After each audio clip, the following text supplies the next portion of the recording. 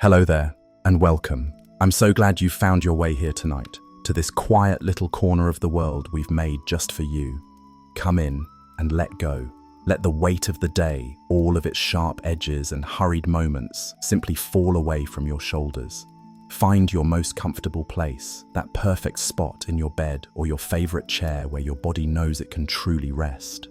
Let the sounds of the world outside fade into a distant hum, and then into nothing at all. This time, right now, belongs only to you. It is a gift of quiet. If our story tonight helps you find that peaceful place you are looking for, you might consider leaving a little like on the video. It's like a soft little wave, a quiet way of saying hello from your dreams. And if you feel like it, I would so love to know where you're listening from this evening and what time the clocks show in your part of the world. It's a quiet joy for me to imagine this story traveling on the night air, a little flicker of candlelight in a window in London, a soft whisper carried on the late afternoon breeze in California, a shared moment of peace that connects us all across all the miles and all the hours. Tonight, I have a very, very old story to share with you. A story that was first told around crackling fires, in a world of deep snows and deep forests. It comes from a time of ice and fire, of great wise gods and ancient whispering trees. It is the story of an event they called Ragnarök. Now, that is a word that is often spoken with a heavy heart. It has been told as a tale of thunder and shouting, a story of great and terrible battles, of the clash of swords and the roar of monsters. It's been told as a story of a great and fearful end, but that is not how we will tell it tonight. That is not the story I have for you. We will tell it as it was always meant to be told in the quietest hours of the night, as a lullaby. We will tell it as the story of a long, slow twilight. The story of a very old, very tired world, getting ready for a deep and peaceful sleep. There is no need for fear here. In this story, every ending is just a quiet, gentle breath before a new and beautiful beginning. So I invite you now to let your own breath become a soft and steady rhythm, a gentle tide, rising and falling. Let your eyes drift closed, if they haven't already. There is nothing to see here, only things to feel and a story to hear. And listen to the story of how an entire world went to sleep. Before the end, there came the quiet. A profound and deepening hush that grew day by day until it filled every corner of the world. It did not begin with a trumpet blast or a shudder of the earth. It began as a feeling, a subtle shift in the air, a sigh from the very soul of the cosmos. The world, which had been turning and turning, creating days and nights and seasons for longer than anyone could count, began to feel weary. Its great turning slowed just a little. Its great heart grew tired. And as the world itself grew weary, so did the hearts of the people who lived upon its lands, in the realm they called Midgard. It started there, in the world of men, like a frost forming on a window pane. It was as if a chill wind, one that could not be seen or stopped by stone walls or woolen cloaks, began to blow through the very souls of everyone. People who had once felt the warmth of fellowship now felt a strange and lonely cold. Laughter, which once echoed in the great halls, became rare, and then it faded into a memory. Stories told around the fire grew shorter, and then they were not told at all. The fire itself seemed to give less warmth. Brothers who had once shared every secret and every dream began to look at each other with the eyes of strangers, seeing only differences, not the love that had bound them. The sacred bonds of family, the invisible threads of kinship that held society together like a beautiful, intricate tapestry, began to fray. One by one, the threads grew thin, and then they snapped. A father would not know his son. A sister would not trust her own blood. Kindness became a currency that no one could afford to spend. It was the very first sign that things were changing. The world was losing its inner warmth from the inside out. A slow, creeping coldness of the heart. And then, as if taking its cue from the hearts of men, the world outside began to match the coldness within. A great and sleepy winter fell across the land. It was not a fierce and angry winter. It was a slow, inevitable, and gentle one. The people of that time gave it a name, Fimble Winter, the mighty winter. It did not arrive with a furious storm, but with a soft, persistent whisper of snow. The first flakes fell, hesitant and delicate, spiraling down from a sky the color of pale grey silk. Then more came, and more, until they were a constant, silent curtain, a soft and steady dance of white that began to cover everything in a deep and peaceful blanket. The sun, which had always been a bright, golden friend in the sky, a cheerful face to greet the morning, grew shy. It would struggle to climb over the horizon, appearing for a short while as a pale, tired disk, giving off a light with no heat, a gleam with no life. And then, as if the effort was too much, it would sink away again, leaving the world in a state of perpetual twilight. The sky remained a soft, hazy grey, and the snow, the endless snow, kept falling. For 1 whole year, it snowed. It fell on the great, dark forests of the north, and the weight of it bowed the heavy branches of the pine trees until they touched the ground. It fell on the wide, empty plains, smoothing them over into vast, rolling dunes of white. It fell on the houses and halls of men, muffling all sound, piling up against the doors and windows, sealing the world away. The rivers, which once chattered and sang as they ran their merry way to the sea, grew quiet. They grew slow and sluggish, their edges freezing into intricate patterns of ice, like delicate lace. The lace grew thicker, spreading inwards until the river's songs were stilled completely, and they lay silent and solid under their white blankets. The lakes, once rippling mirrors for the sky, became vast, milky sheets of ice. The whole world was holding its breath. And when that first long, quiet year was over, the summer did not come. The sun did not remember its strength. The ice did not remember how to melt. The green shoots of grass and flowers did not remember how to push their way through the soil. There was only more snow, falling just as softly, just as relentlessly, from the same tired grey sky. A second year began, even quieter and colder than the first. The animals of the forest, the great stags and the clever bears and the little red foxes, found that their food was gone. The berries were buried, the roots were frozen, the grass was a distant memory. And so, one by one, they curled up in their dens and their hollows, in the deep places of the earth. They laid their heads down, and they fell into a deep, final sleep, a slumber from which they would not wake. The birds, who had once filled the spring air with their beautiful, hopeful songs, were silent now. They had flown away to find a sun that no longer existed, or they had simply fallen asleep in the silent, white branches. The world was quiet, so incredibly, deeply quiet. And when that second, long, sleepy year was over, the summer still did not remember to come. A third year of winter began, deeper and quieter still than the 2 that had come before it. The last little fires in the last hearths of men flickered, casting long, dancing shadows on the walls. And then, for want of wood, they sighed and turned to glowing embers, and then to grey ash. The last angry, fearful words of men faded on the wind, unheard, lost in the immensity of the snow. There was nothing left but the endless, soft, shushing sound of the falling snow and the deep, profound hush of a world that was closing its tired eyes. The Fimbul winter was a long, slow lullaby, sung by the gentle north wind and the endlessly falling snow. It was a song that tucked the entire world of men into a final, peaceful rest. Everything was still. Everything was calm. The first great part of the change was complete.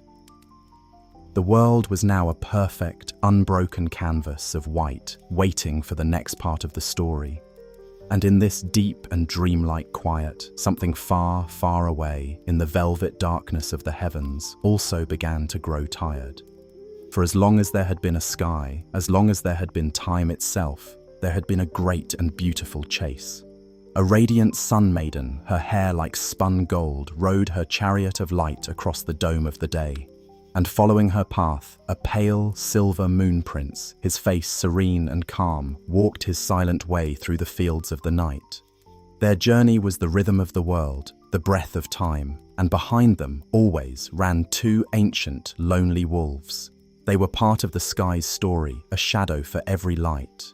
The wolf who chased the sun was named Shull, which means mockery, for he mocked the sun's light with his endless shadow. And the wolf who chased the moon was named Hati, which means hater, for he envied the moon's gentle peace. For age after age, they had run, their great paws padding silently on the invisible paths of the sky. They were always so close, their breath misting on the heels of the gods' chariots, but they were never quite there. It was a celestial dance as old and as predictable as the turning of the world itself. But now, with the world below so still and so deeply asleep, the sun and the moon began to grow weary of their long, endless race. The Sun Maiden's golden hair seemed less bright, its light becoming thin and watery. The Moon Prince's silver lantern, which had guided so many lost travelers, seemed to dim and flicker. They slowed, just a little, their eternal journey finally tiring them out. And Shull, the wolf who had run for so long, whose muscles ached with the effort of 1,000,000 years, finally caught up. There was no great battle, no terrible snarl. He simply came upon the tired sun, and gently, as if gathering a fallen flower, he swallowed her golden light into himself. The last pale warmth in the sky was gone, and Hati, the other wolf who had chased the pale moon across so many lonely starry nights, he too finally reached his goal. He saw the weary Moon Prince, and with a heart full of a strange and sorrowful victory, he took the last sliver of silver light and gathered it into his own dark heart. And the sky became a deep, soft, velvet dark, an endless, empty blackness. The little twinkling stars, the diamonds on the cloak of night, now found themselves all alone in the great silent emptiness. And they too felt a great sleepiness come upon them. They had watched the world for so long, and now there was nothing left to watch. And so, one by one, like tiny candles being gently puffed out by a loving breath, they closed their shining eyes and vanished from the heavens. Now, all the 9 worlds, from the highest branches of the great world tree to its deepest roots, were covered in a darkness as soft and as heavy as a woolen blanket. There was no sun, there was no moon, there were no stars. There was only the quiet and the dark and the soft, sleeping snow on the world below. The universe had pulled the covers up over its head, ready for a long, long rest. It was a perfect stillness, a perfect peace, a time for the deepest, most restful sleep imaginable. And so the universe slept. It slept a sleep so deep and so profound that it seemed it might last forever. It slept under a soft, dark blanket of a sky without a single star to disturb its rest. All the 9 worlds, from the highest boughs of the great world tree to its deepest, hidden roots, were quiet, cradled in a silence deeper and more complete than any that had come before. The snow on the realm of Midgard lay in smooth, unbroken drifts, a vast and peaceful emptiness where all the sharp edges of the world had been softened and rounded. It was a time of perfect stillness, a cosmic pause. But even in the deepest, most dreamless sleep, there is still breath. There is still a slow, deep rhythm. And in the deep sleep of the cosmos, ancient things that had been locked away, things that had been bound and forgotten for a very, very long time, began to feel the world changing around them like a slow tide turning in the dark. The powerful locks forged by the gods grew old. The ancient keys, once so bright, began to rust.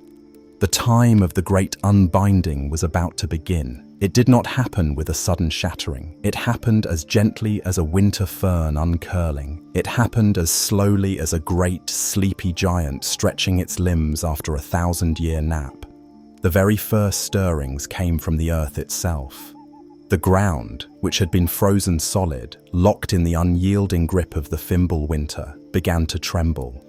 It was not a violent, angry shaking. It was a deep, slow, resonant shudder, like the soft vibrations of a drum being beaten miles and miles away. It was a hum that you would feel more in your bones than hear with your ears. A long, low, drowsy pulse from the very heart of the world. The great mountains, which had stood as silent grey sentinels for thousands upon thousands of years, felt this deep tremor in their stone hearts. They shivered, a slow, heavy movement, and great, soft sheets of snow and ice, which had accumulated over 3 long years, began to slide from their high shoulders. They moved not with a roar, but with a deep, sonorous whoosh, like a great exhalation, carving long, slow, silent paths down the mountainsides, coming to rest in the valleys below. The very roots of the mountains, the great stone anchors that held the world together, began to loosen their grip in the frozen soil. The world was beginning to relax. And as the earth trembled, deep within its most secret places, in hidden caves and on forgotten islands, the ancient chains and magical fetters that had been so carefully crafted to hold back the forces of chaos began to feel this gentle, persistent, rhythmic shaking. Imagine a very old rope tied in a beautiful, intricate knot long, long ago. For ages it has been tight and strong, a symbol of security. But now, with a little gentle shake and then another and another, the knot begins to work itself loose. The tightly wound fibers begin to soften and separate. The tension goes out of it. And that is what happened to the powerful, magical bonds the gods had so carefully made. They began to grow tired. The greatest, the most famous of these bonds was a fetter named Gleipnir. It was a thing of myth and magic, a true paradox. If you were to see it, you would think it was nothing more than a simple ribbon of fine grey silk, so smooth and delicate you would not hesitate to wrap it around your wrist. But it was, in truth, the strongest thing ever made, for it was woven by the cleverest of all smiths, the dwarves of Svartalfheim, from things that should not exist, from concepts and whispers. Imagine the dwarves in their deep, echoing caverns, their hammers silent for once, as they worked on their most subtle creation. They gathered the sound of a cat's footfall as it pads silently across a mossy stone. They gathered the long, flowing beard from a woman's chin. They gathered the deep, secret roots that a mountain uses to hold on to the world. They gathered the sinews of a bear, the essence of its strength, not the muscle, but the idea of it. They gathered the soft, silver, misty breath of a fish as it dreams in the cold water. And they gathered the spittle of a bird, a thing so light it vanishes in the air. From these 6 impossible whispered things, from these 6 absences, they wove a presence, a bond that could not be broken by force. And with this soft silken ribbon, the gods had bound a great and terrible wolf named Fenrir. He was a child of the tricker god, Loki, and from the moment he was born, he grew at an impossible rate. He was wildness and hunger given form, and the gods, in their wisdom and their fear, knew he could not be allowed to roam free. So they had tricked him, challenged his strength against this seemingly fragile ribbon, and when he was bound, they tied the ribbon to a great stone slab and drove that slab deep into the earth on a lonely, forgotten island in the middle of a black lake. And there he had stayed for age after age, waiting, listening to the world through the stone, dreaming of a day when he might be free. Now, as the whole world shivered in its long sleep, the island where Fenrir was bound began to tremble with it. The great stone slab vibrated, and that vibration traveled up the silken ribbon of Gleipnir. For 100 years it shook with a gentle hum. For 1,000 years it shivered. And the impossible magic woven into its threads, the magic of things that are not there, began to grow tired. The silence of the cat's footfall finally faded. The impossible beard of the woman unwound into nothingness. The conceptual root of the mountain crumbled back into an idea, and with a sound that was no louder than a single, soft sigh, the silken ribbon parted. The knot, which had held for an eternity, simply came undone. Fenrir the wolf was free. He did not burst forth with a great, earth-shattering roar. He simply stood up, his massive frame unfolding like a slow, dark wave.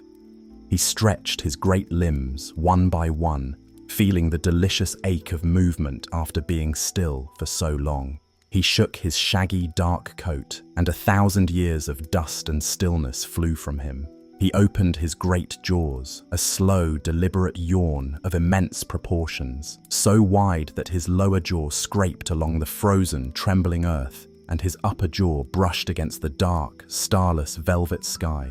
He could have opened them wider still, he thought, if only there were more room in this small world. From his ancient eyes and from his flaring nostrils, a soft, red light began to glow like the last embers of a long-forgotten fire being gently fanned back into a quiet life. He took a single, deliberate step, and then another, his great paws the size of boulders making no sound on the deep, sleeping snow. He was a shadow moving through a world of shadows, a silent, patient, ancient hunger, now unbound and walking the world once more. At the very same moment, in the deepest, darkest parts of the world, another of Loki's children began to stir from a sleep just as long. This was the great serpent, Jörmungandr. He was so impossibly, unimaginably long that his scaly body encircled the entire world of Midgard, lying deep in the black, cold, crushing waters of the primordial ocean. For all of time, he had lain there, sleeping a slow, cold-blooded sleep, dreaming his slow, serpent dreams of tides and currents. His great, fanged head rested near his tail, and for eons he had held the tip of his own tail gently in his mouth. He was the Ouroboros, the belt of the world, the living boundary that held it all together. But the trembling of the earth, the deep, resonant hum of the world's slumbering heart reached him, even in the deepest, blackest trenches of the sea.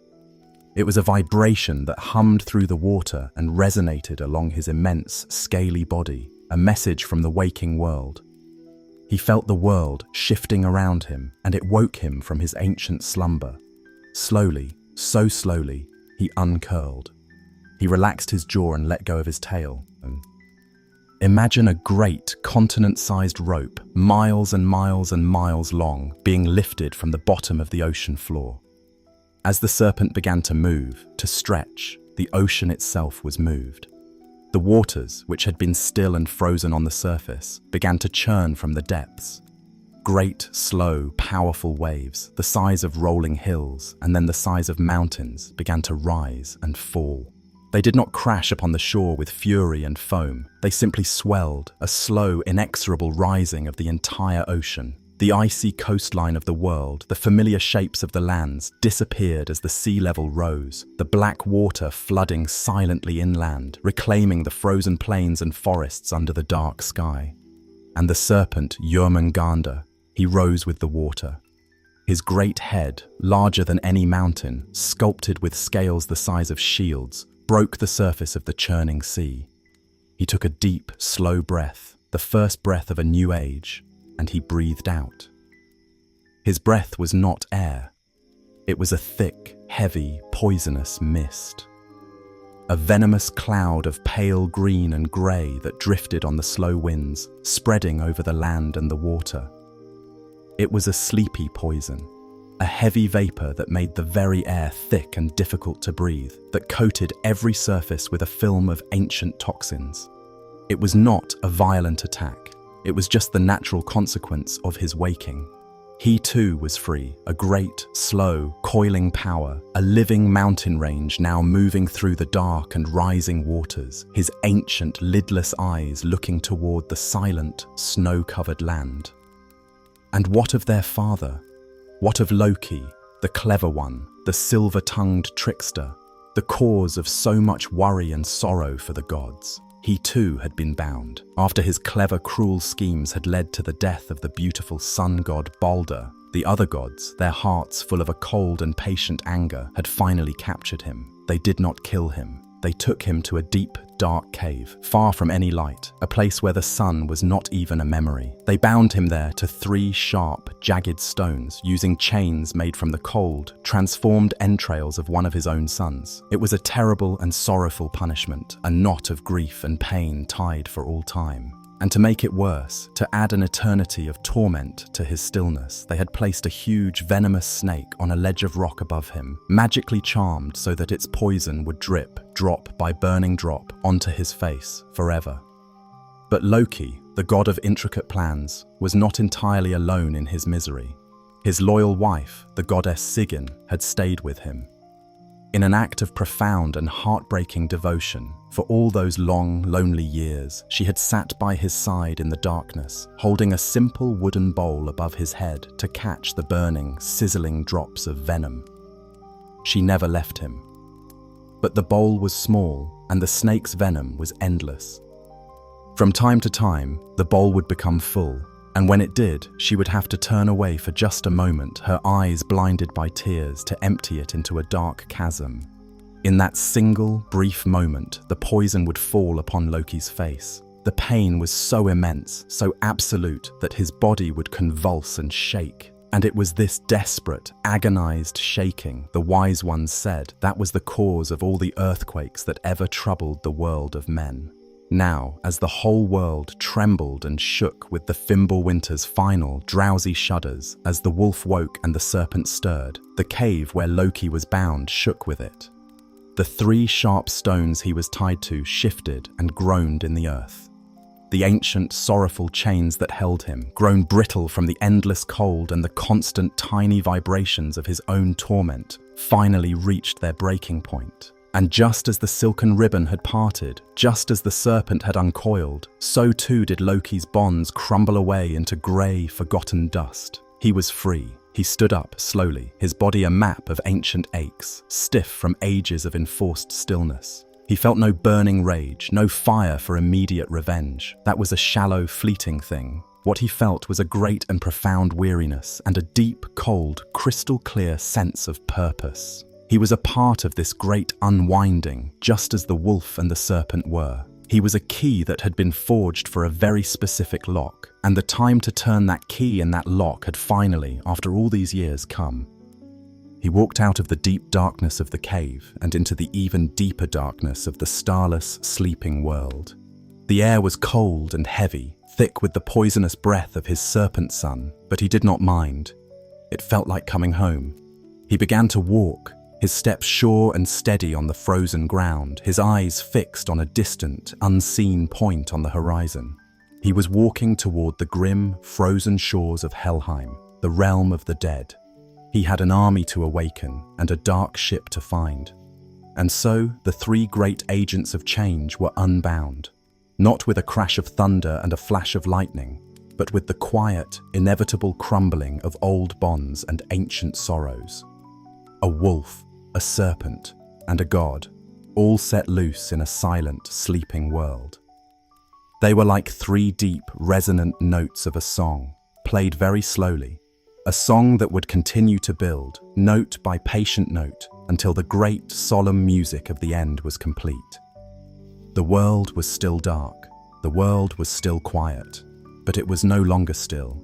It was moving now, breathing, stretching, and waking, slowly, inevitably, towards the next part of the story, towards the sounding of a great and final alarm, a horn that will blow across all the 9 worlds, which we will hear after we rest for a while longer in this great and peaceful, deepening hush, letting the quiet settle deep into your bones, letting go of everything, just letting go. And so the universe slept. It slept a sleep so deep and so complete that it seemed it might last for all of eternity. It slept under a soft, dark blanket of a sky where the memory of starlight had grown faint, a velvet emptiness that was both beautiful and profoundly lonely. All the 9 worlds, from the highest, sun-dusted boughs of the great world tree to its deepest, most hidden, earthbound roots, were quiet. They were cradled in a silence deeper and more absolute than any that had come before. The snow on the realm of Midgard, the world of men, lay in smooth, impossibly deep, unbroken drifts, a vast and peaceful emptiness, where all the sharp edges of life, all the hurry and the worry, had been softened and rounded and finally forgotten. It was a time of perfect crystalline stillness, a cosmic pause, a held breath. But even in the deepest, most dreamless sleep, there is still a faint and steady rhythm. There is still a slow, deep, pulsing heart. And in the deep sleep of the cosmos, ancient things that had been locked away, things that had been bound and silenced for a very, very long time, began to feel the world changing around them, like a slow tide turning in the deepest dark of the ocean floor. The powerful, magical locks forged by the gods in the world's youth grew old, their enchantments thin and weary. The ancient keys, once so bright and full of purpose, began to rust. The time of the great unbinding was underway. It did not happen with a sudden, violent shattering. It happened as gently as a winter fern uncurling in the deep woods. It happened as slowly as a great, sleepy giant covered in moss and soil, stretching its immense limbs after a 1,000-year nap. The world was not breaking, it was simply relaxing, releasing its long-held tensions, and in this slow, gentle, and silent unfolding, the world was waiting. It was poised in a moment of profound and utter stillness, waiting for a sign, a confirmation that this was not just a dream, but the true beginning of the great change. And that sign was coming. There is a place in the old whispered stories, a place that sits at the very edge of the heavens, a fortress home built upon the highest cloud-wreathed peak of the celestial mountains. It is a place of solitude and immense, unending vigilance, a place of watching. It is called Himinbjörg, which means the heavenly mountain or the sky rock, and it stands right where the golden fields and shining halls of Asgard, the home of the gods, touch the very end of the bridge that once connected it to the world of men. This bridge was not made of common wood or cold, hard stone. It was a beautiful, shimmering, impossible thing, a living pathway woven from the fierce, red heart of a great fire, the clear, cool, flowing soul of water, and the gentle, invisible breath of the air itself. It was the rainbow, curving in a magnificent, silent arch through the dark, starless sky. The gods called it Bifrost, the trembling path, for it shimmered and trembled with a life all its own, even now, shattered and broken as it was, its fragments glittering faintly in the dark like fallen jewels. And for all of time, this bridge, this gateway between the worlds, had a guardian. His name was Heimdall. He was a mysterious and wonderful god, a being apart from all others. It was whispered in the deepest lore that he had not been born in the usual way, of a single father and a single mother. It was said that he was the son of 9 different mothers, 9 beautiful, powerful sisters who were giantesses of the waves, who had found him as a luminous baby on the seashore and nurtured him with the strength of the living earth, the vastness of the endless sea, and the wisdom of the ever-changing sky. Perhaps that is why he was so deeply, so intimately connected to the world. He was not just on it, he was of it. He felt its every tremor, its every sigh, its every secret as if it were happening within his own body. He was called the whitest of the gods, for his skin was as pale and pure as the sea foam at dawn, and his armor shone with a soft, internal silver light. His teeth, it was said, were made of pure, gleaming gold, and they flashed like a tiny captured sun when he smiled, which was a rare and momentous occasion. His senses were a living legend, a miracle of creation. He needed less sleep than a bird and could go for ages, for centuries, without a moment's rest, his keen, watchful eyes always open, always seeing. His sight was so sharp, so penetrating, that he could see for hundreds of miles in every direction, whether it was in the bright memory of daylight or in the deep, starless velvet night that now cloaked the worlds. From his perch on the heavenly mountain, he could see the tiniest, most hopeful blade of frozen grass pushing its way up through a crack in a stone in the most distant, forgotten corner of Midgard. He could see the fine, soft, downy wool growing on the backs of sheep huddled together for warmth in a remote, hidden valley. Nothing, no matter how small or how far, escaped his calm and patient gaze. And his hearing was a miracle beyond even his sight. It was a thing of profound and silent magic. In the deep, unending quiet, when all the worlds were still, he could hear the almost imperceptible lengthening of the wool on a sleeping sheep's back. He could hear the sap freezing, crystal by delicate crystal, in the deep heartwood of a pine tree 1,000 miles away. He could hear the sound of the dust settling, mote by tiny, silent mote on a forgotten stone in an empty hall. He was attuned to the symphony of silence itself. He was the senses of the world, the ever-watchful, ever-listening guardian whose sacred, lonely job it was to stand on his mountain by the broken rainbow bridge and simply listen. To listen for the subtle, final shift in the great music of creation, the one new sound that would tell him that the final chapter of the world's long, beautiful, and sorrowful story was about to begin. And in his keeping, his constant companion through the lonely, silent ages, he held a great and special treasure. It was a horn. But it was not just any horn. It was not a simple thing of polished brass or carved animal bone. It was called Gjallarhorn, the yelling horn, or the resounding horn. It was an instrument of cosmic power, crafted in the first misty days of the world, a vessel of condensed and sleeping sound. It was said that its sound, when it was finally truly blown, could not be stopped by mountains of stone, or by oceans of water, or even by the invisible, magical boundaries that separated one world from another. Its note, once sounded, would travel through all of the 9 realms at once in a single, instantaneous, blossoming wave of pure sound and pure meaning.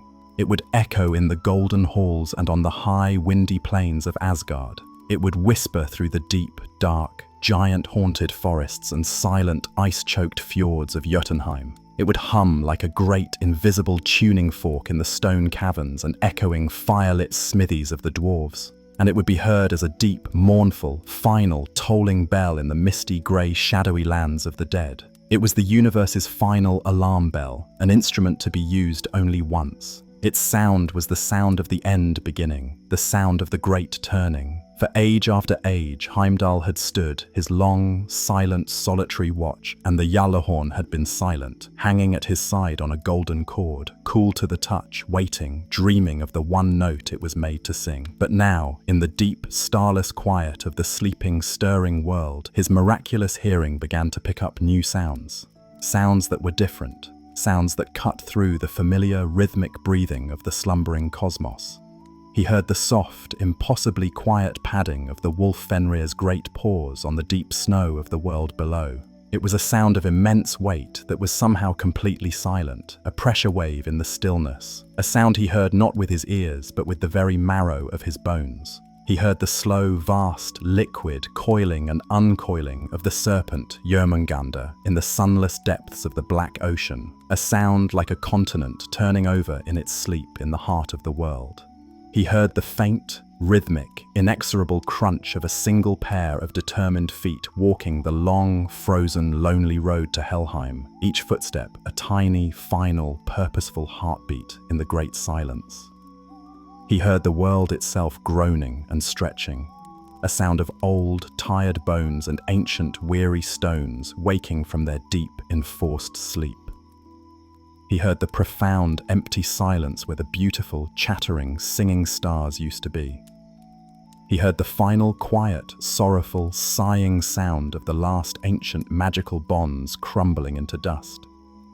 And he knew, with a certainty that was as absolute and as unshakable as the darkness around him, he knew the time had finally, after all the ages of waiting, come. He turned his gaze from the sleeping world below, from the endless, white, silent plains of Midgard, and looked out across the vast, empty, velvet darkness between the realms. He did not move with haste or with panic. His movements were slow, deliberate, and full of a solemn, heartbreaking grace. He lifted the great curving horn, Gjallarhorn, to his lips. It was made of something that was not quite metal and not quite ivory, and it was cold to the touch, cold with the chill of 1,000 lonely, starless dawns. He took a deep, slow breath, a breath that seemed to draw into his lungs all the silence, all the patience, all the sorrow, and all the weariness of the slumbering, waiting world. And then he blew. The note that came from the Gjallarhorn was not a sharp, sudden, fearful blast. It was a deep, resonant, and profoundly beautiful sound, a sound that was full of a strange and wondrous majesty. It started low, a hum that shook the very stone of the heavenly mountain beneath his feet, a vibration that resonated deep within his own golden teeth.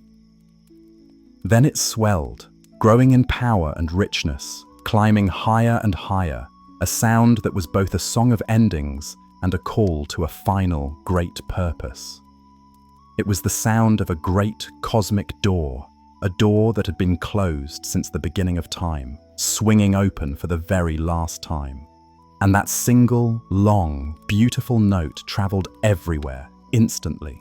In Asgard, the home of the gods, the sound washed through the golden streets and echoed in the high-roofed, silent halls. In Valhalla, the great hall of the slain, where the chosen heroes of old slept and feasted in their unending dreams, the sound washed over them like a warm, golden wave. Their dream feasts of honeyed mead and roasted boar vanished like smoke.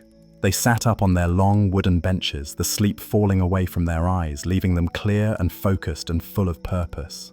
They looked at one another, a slow, grim understanding passing between them without a word, and they reached for the swords and axes and spears that had never truly left their sides, even in their deepest slumber. In another, greater hall, the hall of the throne, the god Odin, the All-Father, the wise and weary king of the gods, heard it. He was sitting on his high throne, Hlidskjalf, from which he could see all the worlds, and he had been waiting for this sound for longer than any other living being. He felt it not as a shock or a surprise, but as a final, sad, inevitable confirmation, a summons he had spent countless ages preparing for. His ancient heart did not race with fear. It settled into a state of profound, unshakable calm, a solemn resolve. The long, long age of waiting and watching and hoping was over. In her own hall, Fensalir, the goddess Frigg, Odin's queen, heard the sound as she sat at her spinning wheel. The thread in her hand snapped, and she knew. In his great hall, Bilskirnir, the god Thor, Odin's mighty son, woke from a heavy sleep, his hand instinctively closing around the worn leather handle of his hammer. Mjolnir, his eyes already searching the darkness for the serpent he knew was coming for him. The beautiful, terrible sound flowed down from the heavens like a river of pure sound. It crossed the shattered, glittering remnants of the Rainbow Bridge and washed over the sleeping, snow-covered plains of Midgard. It rolled over the empty, white-draped forests and across the frozen, silent fields, a sound with no source and no direction, a sound that was simply everywhere at once. A lone, surviving human, huddled deep in a cave, wrapped in furs, would hear it not with their ears, but as a vibration in their chest, a feeling not of terror, but of a strange and final release. It traveled on the cold, still winds to the east, to the stark, jagged, mountainous land of the giants, Jotunheim. It woke them in their great, rough-hewn, echoing mountain fortresses. The frost giants and the mountain giants, who had dreamed their slow, cold dreams of shifting rock and grinding ice, rose from their stony slumber. Their hearts of stone and ice felt the horn's call, and they knew that their ancient enemy, the gods of Asgard, were calling them to a final, terrible meeting. A slow, grim, ancient sense of purpose settled over them as they began to gather their great stone clubs and their armor of black, unmelting ice. The sound seeped down, deep into the body of the earth, as if the soil and rock were water. It flowed into the winding, secret tunnels and glittering, crystal-lit caverns of Svartalfaheim, the home of the dwarves. The little smiths, the master craftsmen of the world, whose hammers had rung out a constant, steady rhythm of creation for eons, stopped their work. They let their heavy, perfectly balanced hammers fall silent on their glowing, enchanted anvils. The ringing echoes died away, and for the first time in ages, the deep, warm places of the world were utterly quiet. They stood and listened, their bearded faces grim and thoughtful, for they knew exactly what this sound meant. It meant the beautiful, intricate things they had forged, the chains, the jewels, the magical weapons, the very world they had helped to build and measure and weigh, was now coming undone. The very gems in the walls seemed to flicker and dim as they absorbed the solemn sound. And the sound traveled deeper still, past the realm of the dwarves, down into the misty, grey, shadowy lands of the dead, the kingdom of Helheim. It did not echo here. Instead, it became a deeper silence, a vibration in the endless, swirling mist. The pale, quiet shades of those who had died of sickness or old age, who had wandered in a dream of memory for centuries, heard it. They lifted their heads, a flicker of something ancient and forgotten, a ghost of purpose in their faded, weary eyes. And in that same realm, Loki, who had just arrived, his long, lonely walk finally over, heard it too. He heard the deep, resonant call, and he smiled, a slow, weary, complicated smile that held no joy, only a profound sense of vindication. The summons had been sent. The cosmic play had been called to order. His own great, terrible part in the final act could now begin in earnest. And finally, the sound, the great, all-encompassing vibration, reached the very heart of all things. The world tree itself, the great and mighty ash, Yggdrasil, its highest, most delicate branches held up the heavens, and its 3 great ancient roots held all the 9 worlds together in their strong, living embrace. The ancient sentient tree felt the vibration of the Gjallarhorn in every leaf, in every twig, in every branch, in every deep and winding, thirsty root. And the great tree, the living, breathing pillar of the entire universe, trembled and groaned, a deep, wooden, ancient sound, like a great sailing ship groaning under the strain of an impossibly heavy sea. The tree knew, with its slow, deep, tree-like wisdom, that its own long, patient time was coming to an end. An ancient, nameless eagle that nested in its highest branches, who had watched the birth of stars, gave a single, piercing, heartbreaking cry that cut through the darkness. And a little, chattering, frantic squirrel, Ratatoska, who spent his entire life running up and down the immense trunk carrying insults and news between the eagle at the top and the great gnawing dragon, Nidhugger, at the bottom, stopped his frantic scurrying. He froze on the ancient bark, his tiny heart still and silent for the very first time in his life, and just listened. The alarm had been sounded. The universe was now fully, completely, and irrevocably awake.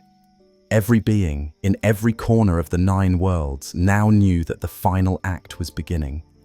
There was no more sleep. There was no more waiting. There was only the powerful, fading echo of that one long, beautiful, and heartbreaking note hanging in the cold, dark, silent air. Odin, in his great hall in Asgard, did not immediately call for his armies or put on his golden, eagle-winged helmet. First things first. There was a protocol for this moment, a quiet and personal task to perform. He rose from his high throne, his movements unhurried and full of an immense, weary grace. He walked past his waking warriors, past his waiting, powerful sons, and went to the place where he kept his most secret counsel, a place of deep quiet and profound wisdom. He went to the well of Mimir, the well of all memory and all knowledge, where the living, preserved head of the wise giant Mimir floated in the clear, shimmering, magical water. For ages, Odin had consulted the head, having traded his own right eye for a single, precious drink from its waters. Now, he went one last time. He knelt on the cold, mossy stones by the water's edge, his own one-eyed reflection looking up at him from the still surface. And in the deep, profound silence that followed the horn's long, fading call, he leaned close, his breath misting in the cold air, and whispered his final questions to the ancient head. He was not asking what he should do or how he could win. He was asking for a final confirmation of the path he knew he must now walk, a final blessing on a journey from which he knew he would not return. It was a moment of profound introspection, a quiet conversation between the king of the gods and the memory of the world itself. And the world, the 9 worlds, held their collective breath once more, waiting for the king of the gods to finish his quiet, final counsel, waiting for the armies to gather, waiting for the final, slow, solemn journey to the great, wide, silent plain where all things would be decided. The note of the Gjallarhorn had finally faded into absolute silence, but its message was now written on every heart, in every realm. The great, slow, solemn procession to the end had truly, finally, irrevocably begun. And so a new quiet settled over the 9 worlds. It was not the deep, dreamless, slumbering quiet of the great winter that had come before. It was a different kind of silence now, a silence that was awake, a silence that was listening, a silence that was humming with a deep and ancient purpose. In the high realm of Asgard, the king of the gods, Odin the All-Father, had finished his solemn, whispered counsel with the ancient knowing head in the well of wisdom. He now stood, his one eye seeing not just the present darkness, but all the shimmering, branching paths of what was to come, and a great, calm and profound sorrow settled over him, as comfortable and familiar as his own deep blue cloak. The time for questions, for doubts, for hopes of another way was over.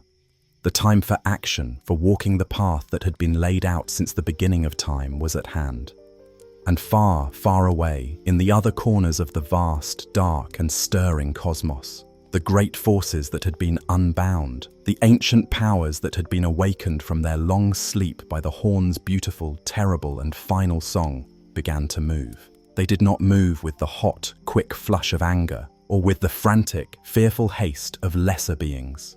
They moved with the slow, inexorable and unstoppable certainty of a great tide turning, of a season changing from autumn to winter, of a long and complex story reaching its final, appointed and beautifully written chapter. Let us first turn our gaze and our thoughts to the east, to the stark, frozen and mountainous land of Jotunheim, the home of the giants.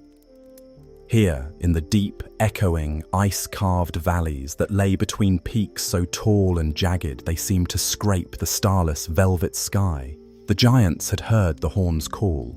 For ages beyond counting, they had been the ancient enemies of the gods, a force of raw, chaotic, elemental power. They were the mountains, the ice, the unthinking, crushing force of nature that the intricate order of Asgard had always sought to contain, to bargain with, to hold at bay. Now, the time for containment was over. They were gathering, the great frost giants, their skin the pale, luminous blue of deep glacial ice, and their long, tangled beards thick with glittering hoarfrost, came down from their high, frozen castles of unmelting ice. The mountain giants, their bodies seeming to be made of living rock and granite, their movements as slow and heavy and final as a landslide, came out from their deep, dark stone caves.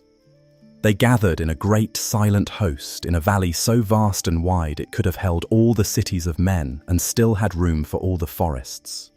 They were a silent, colossal army, their breath misting in the cold, still air, their ancient eyes holding no emotion, only a deep and patient resolve.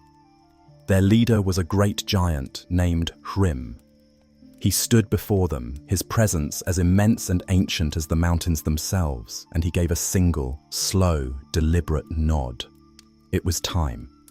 He turned his massive form and began to lead his silent army, not towards the distant golden gleam of Asgard, but towards the dark, churning, heaving sea.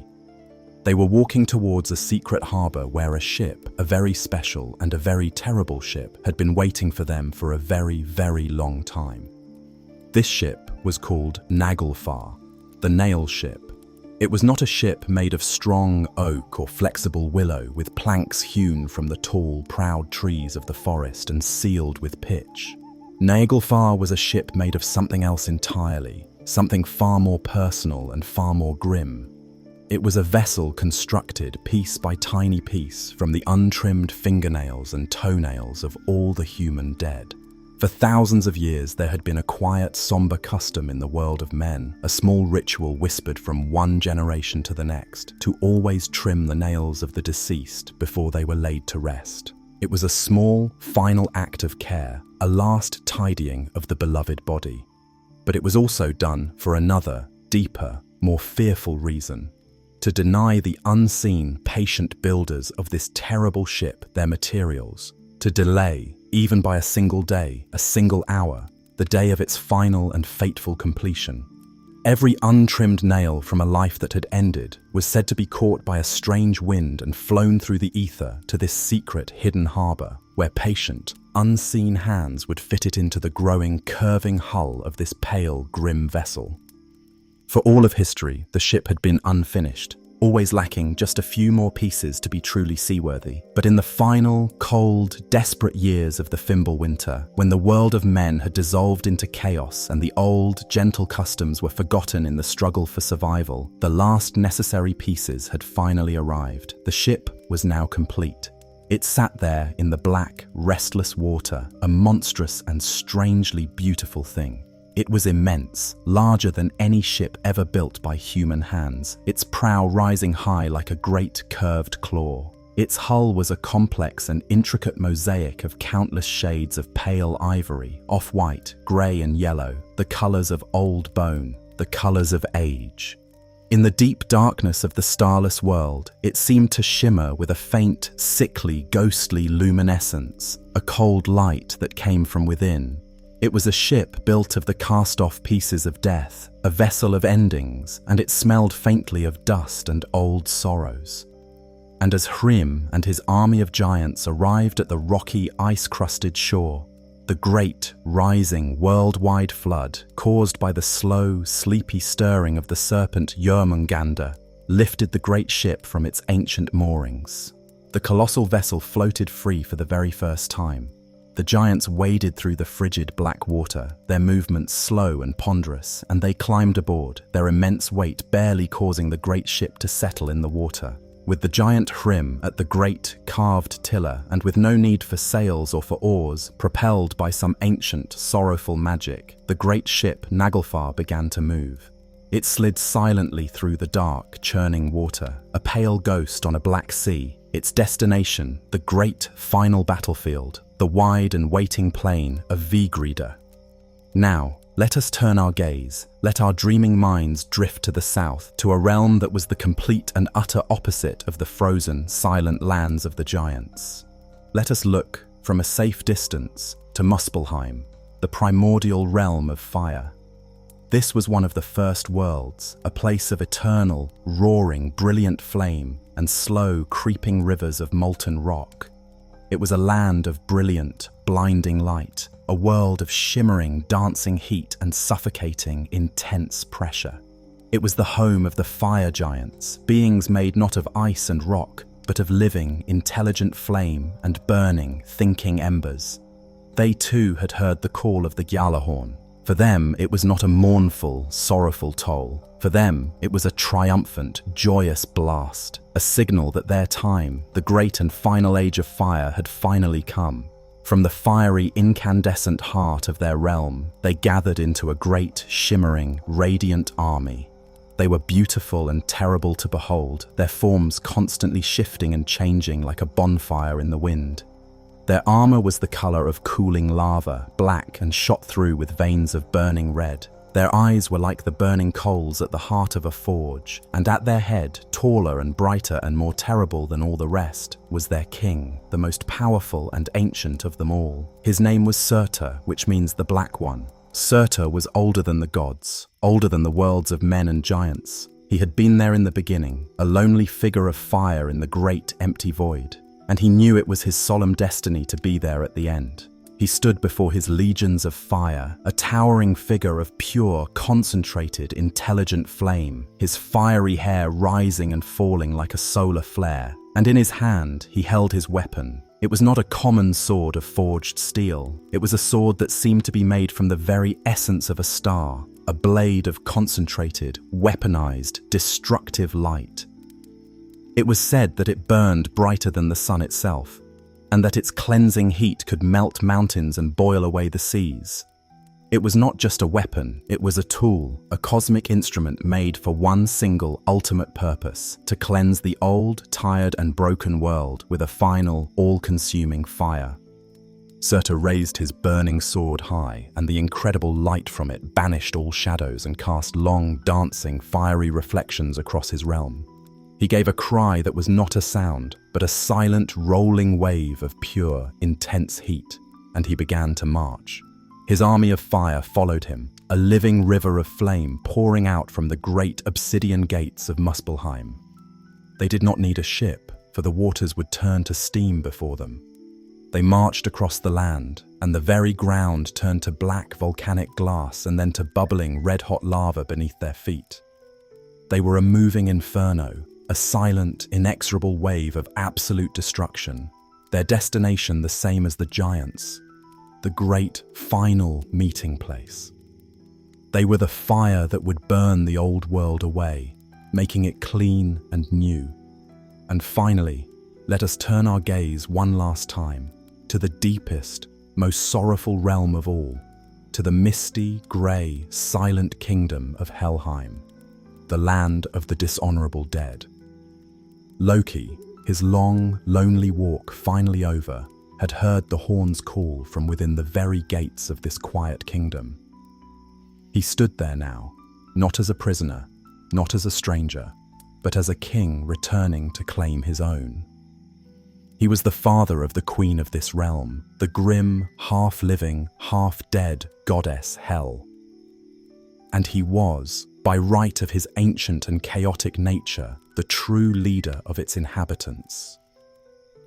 He entered the silent kingdom and the pale, shimmering shades of the dead, all those who had died of old age or of sickness, all those who had not earned a place in the warrior's hall of Valhalla gathered around him. They were a silent, sorrowful, numberless host, their forms indistinct and wavering, like smoke in the twilight, like heat rising from a road. But as Loki walked among them, something of his own cold, burning fire, his own absolute, unbreakable purpose, seemed to ignite a tiny, forgotten spark in their weary, translucent souls. They were not an army of warriors with swords and shields. They were an army of endings, an army of all the lives that had come to a quiet, unsung close. They were the weight of all the world's forgotten history, and they were a terrible and powerful force. And in this grim realm there was another ship waiting. Some old stories say it was Naglfar itself, sailing here after picking up the giants to gather its final spectral passengers. But other, quieter stories say it was another ship, a second, even more shadowy vessel captained by Loki himself. Let us imagine this second ship, a vessel made not of nails, but of shadows and sorrow. Its sails were woven from the thickest, greyest mists of Helheim, and its timbers, black and cold, creaked with the sound of all the last, faint sighs of the forgotten dead. Loki led his silent, ghostly army to the dark, misty shore where this great ship of shadows waited. They flowed aboard, a silent, grey river of souls, filling the spectral vessel until it was heavy with the weight of countless, concluded ages. And with Loki, the clever, the broken, and the now terribly icily purposeful god at the helm, this second great fleet pushed off from the shores of the land of the dead. It moved without a sound, a ship of ghosts sailing on a sea of memory, its course also set for the final meeting place, the great and waiting field of Vigridr. And so the great forces, the great endings, were all in motion. From the east, a pale ship of nails carrying an army of ice and stone. From the south, a roaring, silent river of fire led by a king with a sword made of a sun. And from the deepest, darkest realm, a black ship of shadows carrying all the silent dead and their trickster king. They were all converging, moving through the dark and drowning world, drawn by the fading, silent echo of Heimdall's horn. They were not yet fighting. They were not yet raging. They were simply gathering. A slow, solemn, and magnificent procession of all the forces of destruction, a final, great, silent parade before the last act of the play. And as these great forces traveled, one more thing happened, a final, quiet severing. The great rainbow bridge, Bifrost, which had for so long connected the world of the gods to the world of men, finally gave way completely. It had been cracked and damaged before, its light grown faint.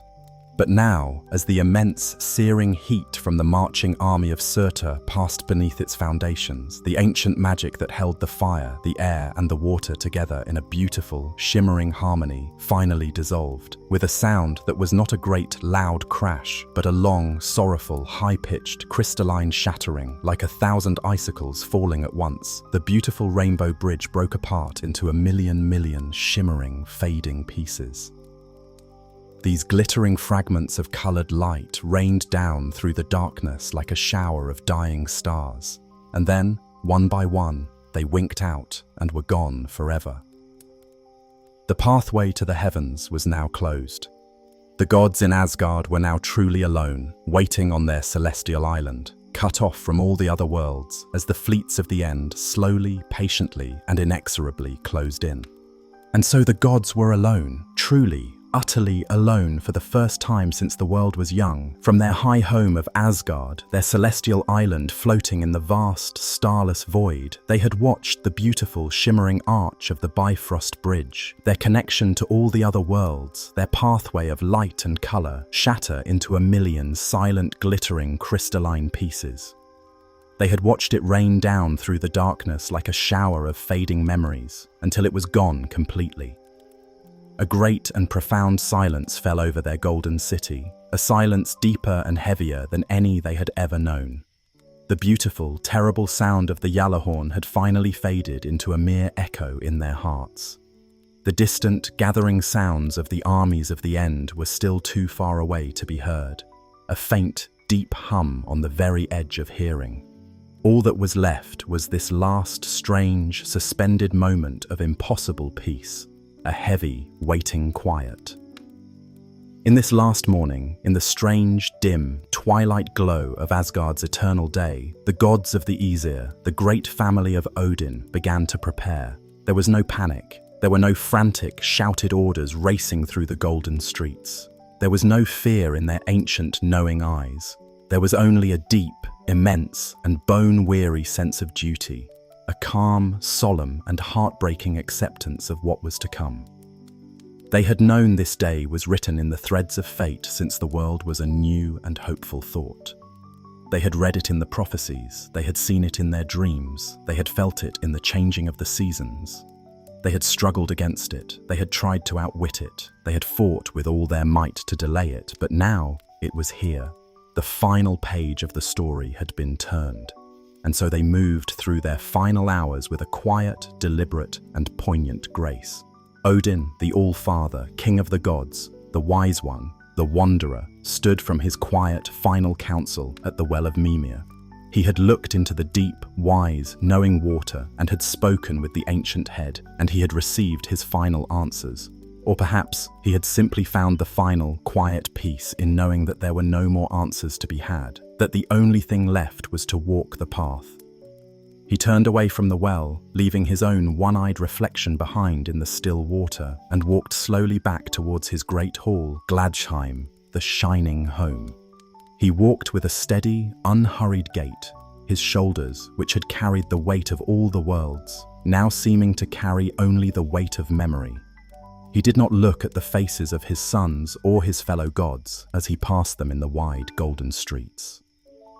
His one eye was looking inward now, reviewing the long, beautiful and tragic story of the world he had helped to create, remembering every victory, every sorrow, every choice that had led to this very moment. He went to his armory, a quiet, vaulted room filled with the treasures and trophies of 1,000 adventures. The air in here was cool and smelled of old leather, polished metal, and magic.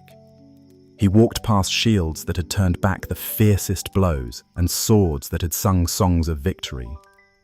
He went to the place where his spear, the mighty Gungnir, rested in its golden stand. This was no ordinary spear.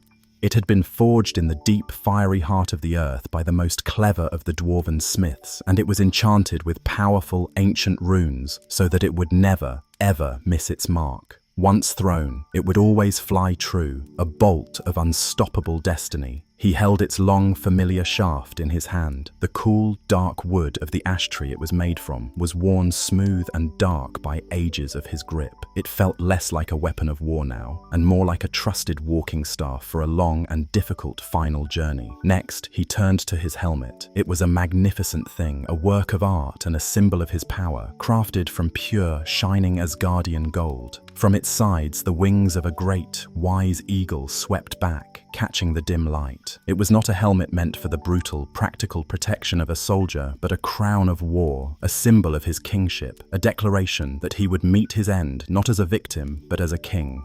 He settled it on his head, and its familiar, heavy weight was a strange and solemn comfort. Finally, he walked out of his quiet armory and into the golden light of Asgard's last day, a light that now seemed dim and grey and full of sorrow.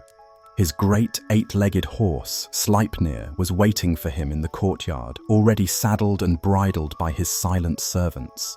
Sleipnir, the best and fastest of all horses, the magical child of the trickster Loki from a time of trickery and transformation long, long ago, stood patiently, his 8 powerful legs steady as stone on the golden paving. He did not toss his head or paw at the ground. He seemed to understand, in his wise animal way, the nature of this final ride. Odin mounted his steed in one smooth, fluid motion, and he sat there for a long moment, a silent, golden, one-eyed king on a great grey horse, a figure of immense and lonely majesty, waiting for his family, his army, his world to assemble for the very last time. His son, Thor, the mighty god of thunder, was also preparing. Thor was not a god of quiet contemplation and deep, sorrowful wisdom like his father. He was a god of action, of immense strength, of storms and simple, fierce loyalty. He was the protector of the common man, the champion of Midgard. He had woken with the first deep note of the horn's call, and his hand had instinctively, in that first waking moment, found his hammer, Mjolnir, which always lay by his side. He now held it, its short, familiar, leather-wrapped handle fitting perfectly into his calloused grasp. The hammer, also forged by the dwarves in a story of trickery and flawed perfection, was the great protector of both gods and men. It was so heavy that only Thor, in all his great strength, could lift it, and when thrown with a crash of thunder, it would always return to his hand. He looked at the hammer's worn, square, iron head, and he thought of all the giants he had slain with it, all the monsters he had driven back, all the battles he had fought to keep the world safe and in their proper order. Now there was only one battle left, his final battle. He put on his own special, powerful armor. First, he took his belt of strength, Meginggjörd, and fastened it around his waist. As he cinched the great leather belt, he felt the familiar, wonderful surge of its magic. His already immense divine strength was instantly doubled. It was a comforting warmth that spread through his powerful limbs, a feeling of readiness, of absolute capability. Then he pulled on his iron gauntlets. Jerngriper. He needed to wear these thick, heavy gloves to safely handle the immense, raw power of his hammer, to channel the lightning that it could summon. He flexed his ironclad hands, a quiet, metallic sound in the stillness of his hall. He stood there, a figure of immense and solid power, his great red beard like a captured fire, his eyes the color of a stormy sky, ready to face his own ancient, coiled, venomous nemesis, the great world serpent, Jörmungandr. And the other gods, the other members of the great family of Asgard, prepared as well, each in their own way, each in their own hall, each facing their own quiet, personal moment of truth. Tyr, the bravest of the gods, the god of law and of solemn binding oaths, calmly and deliberately fastened his armor. He did this with a practiced, steady grace, using only one hand. He had lost his other hand, his right hand, long ago, sacrificing it willingly in the slavering jaws of the young wolf Fenrir, as a pledge, a guarantee, in order to trick the beast into being bound. He had made that terrible sacrifice to preserve the order of the worlds, to buy time for the gods. He had never regretted it. Now he knew he would have to make one final sacrifice to see that order to its appointed end. He took up his sharp, gleaming sword, his face calm and resolute, his mind clear. He was going to meet the great hound of hell, Garma, and he knew that only one of them, or perhaps neither of them, would walk away. The beautiful god Freya, the lord of sunshine and summer rain, of bountiful harvests and of peace, had no sword to take up. In his hall filled with the scent of flowers and summer fields, he looked upon his empty sword belt with a quiet sadness, but no regret. He had given his own magical sword away many years ago, a wondrous sword that could fight all by itself, as a bride price for the hand of the beautiful giantess, Gerda, the love of his life. He had traded his own defense for love, and he knew even now, at the end of all things, that he would make the same choice again. He knew he would be facing the fiery lord Surtur, the bringer of the final flame, with no weapon to match the great, sun-bright, burning blade. He walked out into his personal garden, the last green place in a dying cosmos, and found the large, strong shed antler of a great stag he had once befriended. He held it in his hand. It felt solid, real, alive. It was not much, not against a sword of fire, but it was something. It was a piece of the living, growing world he had loved so much, and he would fight with it, and for it, to the very last. And so it went, through all the halls of Asgard, the gods and goddesses, each facing their own part in the great, final prophecy. And as the gods themselves prepared, so did their great and magnificent army. The army of the Einherjar, These were the souls of the bravest and most noble human warriors who had died in battle on Earth. The Valkyries, the beautiful and terrible warrior maidens of Odin, had chosen them from the blood-soaked battlefields of Midgard and brought them here, to Valhalla, the great hall of the slain. Here, they had spent countless ages in a warrior's perfect paradise. Every single day they would wake, put on their armor and fight each other in joyous, glorious, full-contact battle on the plains of Asgard, a magnificent and thunderous training exercise. And every single evening, all their wounds, no matter how grievous, would magically heal, and they would gather together in the great hall to feast on roasted boar that came back to life each day, and drink the finest honeyed mead from a goat whose udders flowed with an endless supply. Their great hall would echo with laughter and with the singing of heroic songs. But they all knew, deep down in their warrior souls, that their feasting and their fighting were not an eternal reward. They were a long, long, glorious period of training. They were Odin's chosen army, kept in reserve, kept at the peak of their skill for this one, single, final, terrible day. Now, as the gods armed themselves, the great doors of Valhalla swung open. There were 540 doors to this immense hall, and each door was so wide that 800 warriors could march through it, standing shoulder to shoulder. From every single one of these 540 doors, the Einherjar now began to march. They poured out onto the wide, golden plains of Asgard, not with a great, roaring cheer, but in a disciplined, awe-inspiring silence. They were an endless, disciplined river of the greatest warriors of all human history. They were clad in the armor they had died in, carrying the shields and spears and axes and swords that they had loved in life. They formed up in their old ranks, behind their old chieftains, a vast and magnificent host, their faces grim, their eyes shining with a fierce, final loyalty. Their long time of feasting was over. Their true purpose, the reason they had been chosen, was at hand. And so, the army of Asgard was assembled. It was a beautiful and heartbreakingly tragic sight. The great shining gods, beings of immense power and light, standing at the head of a vast host composed of the bravest, most noble souls of mankind. They stood there, on their golden island in the sky, a tiny glittering bastion of order and light in an ocean of encroaching darkness. They looked out into the endless starless void that surrounded them, and they knew that the great fleets of chaos, of fire and of ice, of shadows and of nails, were closing in. They did not have to wait for long. Soon their keen, godly eyes began to see it. A pale, sickly, yellow-white light on the dark horizon, the ghostly, shimmering luminescence of the great ship Naglfar. And in another direction, a faint, angry, pulsing red glow, the first visible sign of the approaching world-burning army of Muspelheim. The very ground of Asgard beneath their feet began to tremble with a deep, rhythmic, thudding vibration, a vibration that was not from a distant earthquake, but from the approach of the great wolf Fenrir, who was now bounding across the last remaining drowning lands, his great jaws open wide enough to swallow the world.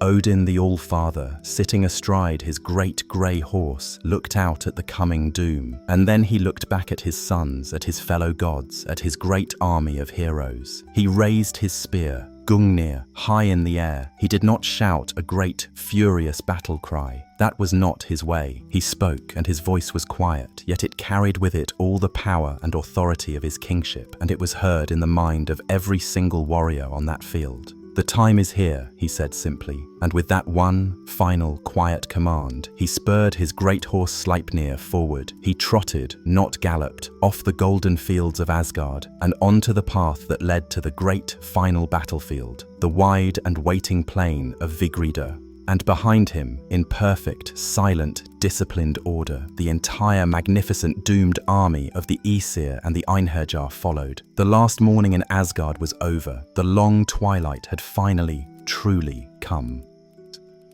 And so they marched. The last great army of the old world, a shining, golden river of gods and heroes, flowing out from the now silent gates of their celestial home.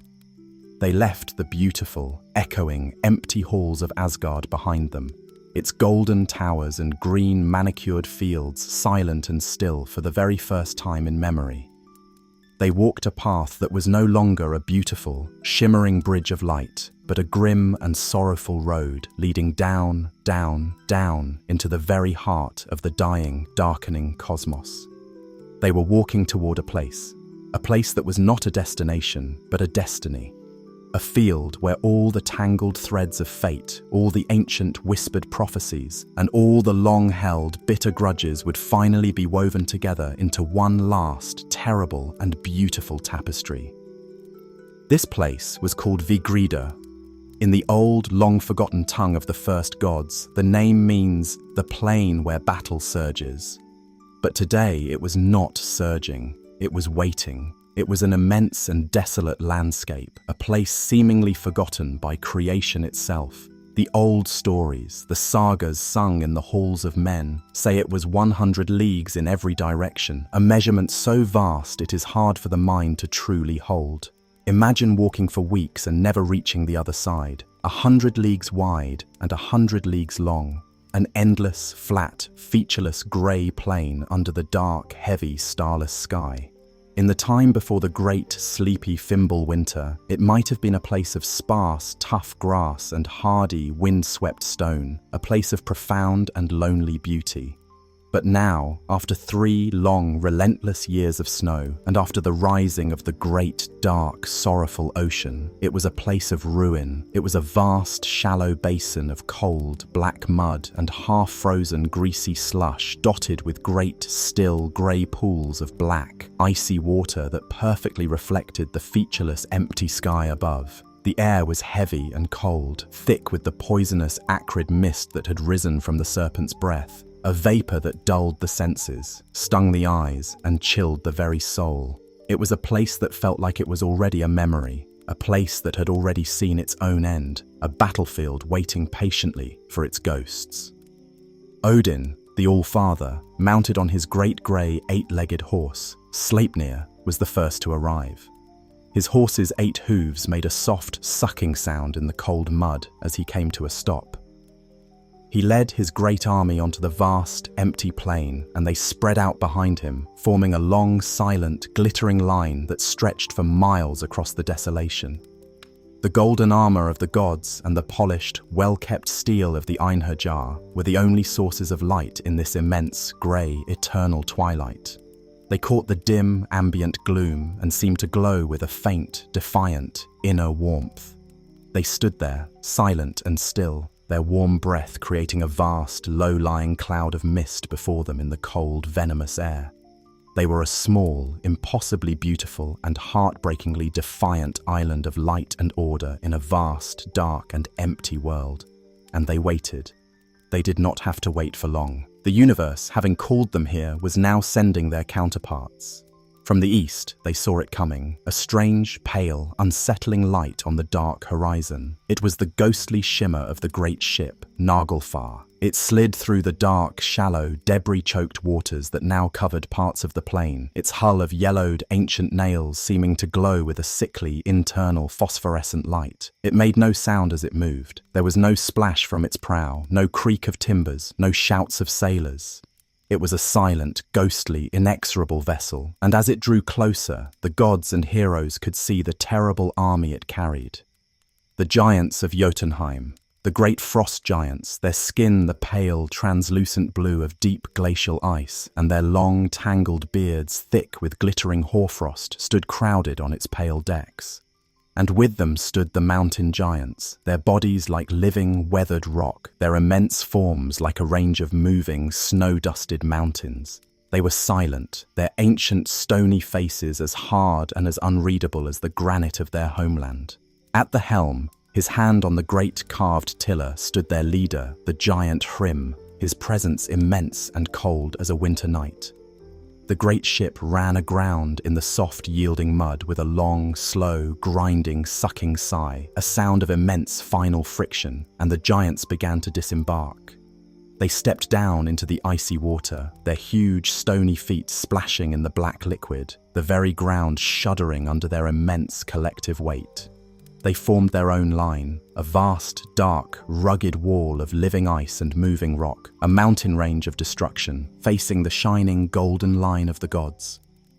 From the south, another army appeared. It was not a sight at first, but a feeling, a slow, rolling wave of immense, dry, oppressive heat that rolled across the cold plain. The thin layer of ice on the pools of water instantly hissed and vanished into steam. The frozen mud cracked and smoked. The venomous mist in the air seemed to thin and shimmer, and then came the light, an angry, pulsing, red-orange glow that grew brighter and brighter, a false and terrible dawn that pushed back the deep twilight. It was the army of Muspelheim, the river of living fire. They marched in perfect, silent, terrible ranks, their fiery forms casting long, dancing, distorted shadows before them. At their head strode their king, the great and terrible Surtur. His form was a pillar of white-hot, blinding flame, and the burning sword he held aloft in his right hand was so brilliant it was impossible to look at directly. It was like a captured piece of a dying star, a sliver of the sun's own heart, and its purpose was pure, unmaking fire. The fire giants did not stop at the edge of the field. They marched directly into the center of the plain, a great, silent, burning wedge of pure, all-consuming destruction, the very air shimmering and warping around them with their intense heat. Then, from another direction, seemingly from the grey, misty air itself, the final fleet arrived. The shadowy ship from Helheim, captained by the trickster god Loki, glided out of the mists. It was a ship that seemed to be made of pure negation, a hole in the world. It absorbed the faint light, its form indistinct and wavering, its tattered sails woven from pure gloom and sorrow. When it came to a stop, its spectral passengers began to pour out. The numberless, silent grey shades of the dead, they flowed across the plain like a thick, silent, ground-hugging fog, a grey, inexorable tide of sorrow and forgotten memories. And with them, his feet now walking on the solid ground of the battlefield, came Loki. He was no longer the charming, witty, and handsome god who had once walked the golden streets of Asgard, a welcome guest at every feast. He was changed, transformed by ages of torment and a cold, burning sense of purpose. His beautiful face was now a mask of ancient grief and hard, unbreakable resolve. The last vestiges of his old, playful self had been burned away by the serpent's venom, leaving only this grim, final, terrible version of himself. He stood at the head of his ghostly army, his eyes, which once twinkled with mirth, now as cold and as hard as chips of ice. And he looked across the field at the golden line of the gods, his old family, his old friends, his old enemies. And then the last of the great players, the soloists in this terrible orchestra, arrived. They came not with an army, but in their own terrible, singular, world-breaking majesty. The ground which had been trembling began to shake more violently, a deep, rhythmic thudding that grew stronger and stronger with every passing second, a heartbeat of doom that every warrior felt in the soles of their feet and in the pit of their stomach.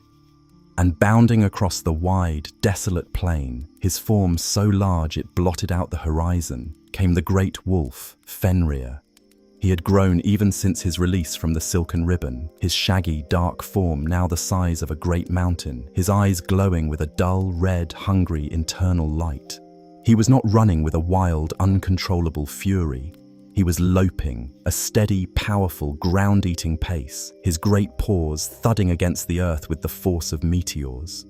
He came to a stop in the center of the vast plain, and he opened his mouth. He opened his great jaws wider and wider and wider still, so wide that his lower jaw, lined with teeth like daggers of ice, scraped along the muddy ground, carving a great furrow in the earth, and his upper jaw, with its own terrible row of teeth, pressed against the dark, empty, starless sky. A great roaring, windy sound came from his throat, a sound of pure, endless cosmic hunger, the sound of a living void that wanted to swallow the world. And from the dark, churning black waters that bordered the great plain, the final great monster rose. The world serpent, the Midgard serpent, Jörmungandr. His immense, coiled, glistening body rose from the depths, a living, moving mountain range of green and black and grey scales, each scale the size of a great shield. The dark water of the world's last ocean cascaded from his hide in great, dark, roaring waterfalls. His great, flat, reptilian head, a head larger than any fortress the gods had ever built, swayed slowly back and forth on its immense, muscular neck. His unblinking, ancient, intelligent yellow eyes the size of great, still lakes, fixed on the small, defiant, red-bearded figure of his old enemy, Thor. He opened his own vast mouth, and from it he sprayed his black, deadly, ancient venom. It shot out in a great, arcing plume, and it fell upon the plain not as a rain, but as a deluge, a hissing, burning, acidic flood that poisoned the very earth, turning the ground black and sterile and smoking where it fell. And so, the stage was set. All the players, every single one foretold in the prophecies, were now in their appointed places. The great plain of Vigrida, which had been empty and silent just moments before, was now filled from horizon to horizon with the great, silent, waiting armies of the end. On one side, the shining, beautiful golden line of the gods and heroes, a small, brave, defiant flame of order and memory in the immense, encroaching darkness. On the other side, a vast, dark, chaotic sea of giants, ghosts, and creatures of living, unmaking fire. And in the center, the two great, world-ending monsters, the wolf and the serpent, the embodiments of pure, untamable, destructive natural force. For a long moment, a moment that seemed to stretch for an eternity, there was silence. A silence more profound, more complete, and more heavy with meaning than any that had come before. Not a single being moved. Not a sound was made, save for the low, windy roar from the wolf's throat and the hiss of the serpent's venom on the dead earth. The armies stood, facing each other across the ruined, poisoned ground. The universe itself seemed to be holding its breath, waiting. It was the final, quiet, pregnant moment before the storm. The last, deep intake of breath before the final, great and terrible song of battle was sung. In this immense, waiting silence, every god, every giant, every hero, every monster knew its part. They knew who they had to face. Their final, fated dance partner was waiting for them across the field. Odin, on his great horse, looked only at the immense, dark, gaping maw of the wolf Fenrir. He saw not a monster, but the end of his own long story. Thor, his knuckles white on the worn leather handle of his hammer, his face a mask of grim determination, looked only at the great serpentine head of Jörmungandr. He saw not a beast, but his own oldest, deepest, and most personal enemy. Tyr, the one-handed god of justice, looked for the great shadowy hound of Hel, Garma, which now padded silently, a blot of pure darkness at Loki's side. Freya, his heart calm and full of a love for the world he was about to lose, looked at the impossibly bright, unbearably hot figure of the fire giant Surtur. And Loki and Heimdall, the watcher from the ruined Rainbow Bridge, the guardian of order, found each other's eyes across the vast, waiting battlefield. Their ancient, personal rivalry, the schemer versus the sentinel, was about to reach its final, deadly, and personal conclusion. The quiet stretched and stretched. The world was poised on the thinnest edge of a knife. A single breath, a single shouted word, a single step forward would be enough to begin it all. And it was Odin, the All-Father, the King of the gods, who would give that signal. He gathered the reins of Sleipnir in his hand, his one eye never leaving the great, dark, windy emptiness of the wolf's open mouth. The end was not coming. It was here. It was now. The long wait was finally over. And the quiet stretched and stretched.